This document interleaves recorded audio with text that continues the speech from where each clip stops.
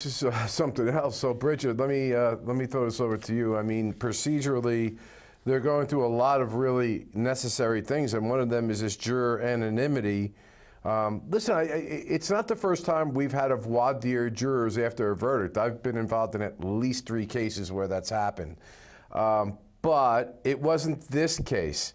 And it wasn't where you had to worry about the media hawking people. And the jurors were nervous enough as it was that they had to come in and they had to talk about an incident to see, they all think that maybe I did something wrong. And so usually a judge does it in chambers. I don't know how they're going to particularly do it in this case, but all this anonymity stuff and worrying about how the jurors are going to get there and what entrances and exits are going to go out and having or not having media cameras. How much of this do you think is going to affect the jurors in terms of being candid? Because I don't mean to suggest people don't lie, but it's easy for people to be persuaded to forget things if they don't want to be involved in something that's very involved, if you get my point. Yes, I think that's a very accurate way to say it. So first, getting individuals to participate in jury duties can sometimes be like pulling teeth. Right. And so as a defense attorney, I'm always so grateful when individuals are wanting to be involved in jury duty.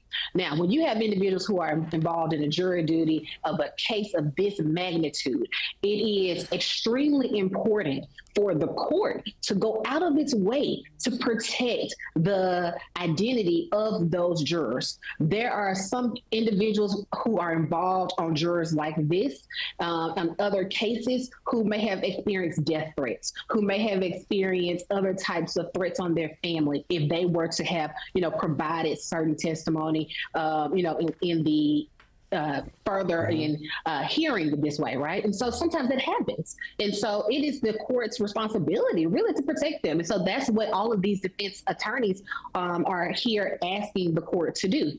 Okay. Now, the court is saying, well, you have to do it in open court. So that's going to see how that goes. I want to ask each of you the same question. Okay, so our audience understands that aren't attorneys, at least in my experience. I'm not sure how they're going to do it there. They ask in voir dire these jurors questions. They ask what happened, were these things said, what was said. They try to get to it. But ultimately, my experience has been the judge is trying to save the verdict, right? The judge is trying to protect the verdict. And is going to make a comment to them at some point in time to say, did any of those things influence your ability to be a fair and impartial juror when I had instructed you that you should not listen to any outside or extraneous information other than what was produced in the courtroom? Did you follow that instruction, or did this convince you to do something you otherwise would not have done?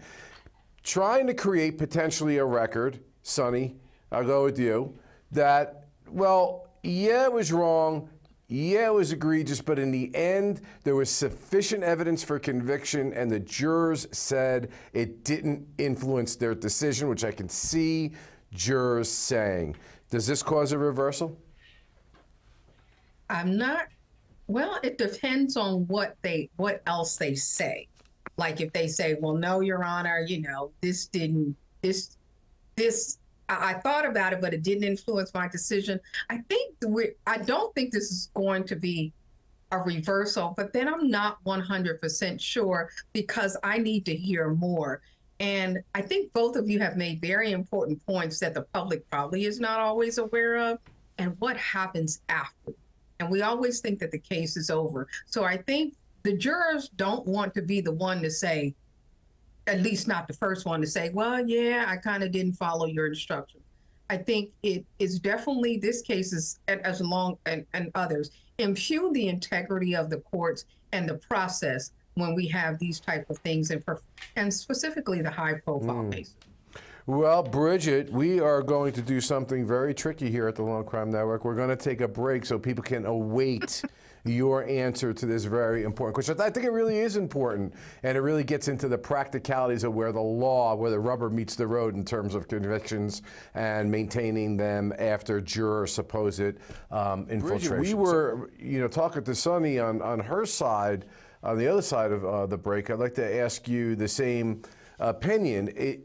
Just to be clear, and I think that this is like an outrageous, egregious due process violation to the entire criminal justice system, the entire system, to the prosecutors, to the defense lawyers, to the judge, to the jurors, to the families, to everybody. So that said, is it possible, though, that a court says, yeah, really bad, maybe even take some punitive action, but not enough to reverse the verdict? Well, anything is possible, right? But I think you stated the right words there. This is completely egregious behavior. And this isn't just a lady who, just came into court for the first time in her life. She's a court clerk. You've been involved with trials several times before. You've sat in with trials with this particular judge, probably with some of these same attorneys in the same courtroom multiple times before. So you know better.